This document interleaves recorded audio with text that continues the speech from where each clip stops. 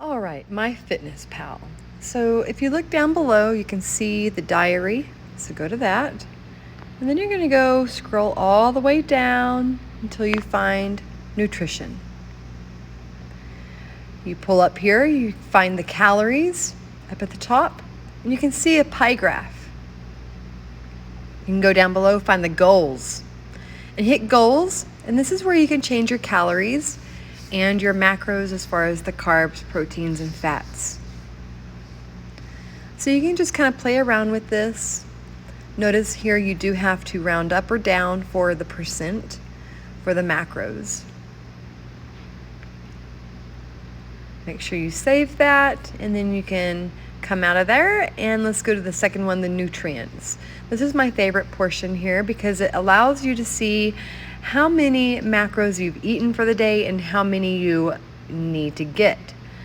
All right, so from just the things that we've entered in, you can see the statistics on that.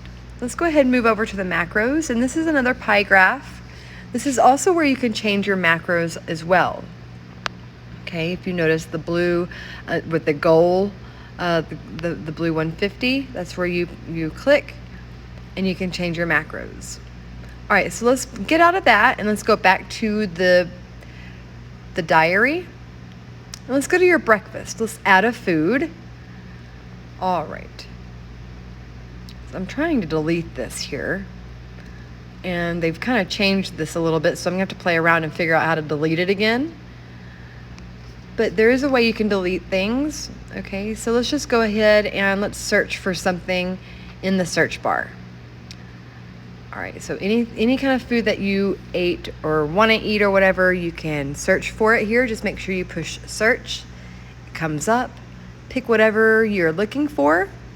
Now you can change the serving size. All right, so you kind of have to play around a little bit with this as well because nothing's ever exact. You can play around with the serving size and the number of servings.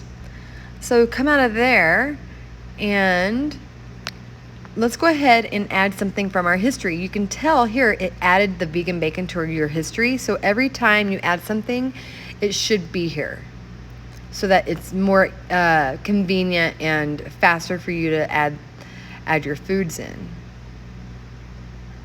All right, so this is the gist. This is kind of the basics of my fitness pal. You can kind of play around with it. You can add your water.